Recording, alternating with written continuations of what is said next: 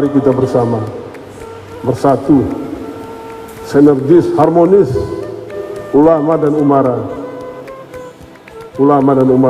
untuk membangun umat. Kalau sudah umara dan ulama bersatu, saya kira ini apapun bisa kita lakukan.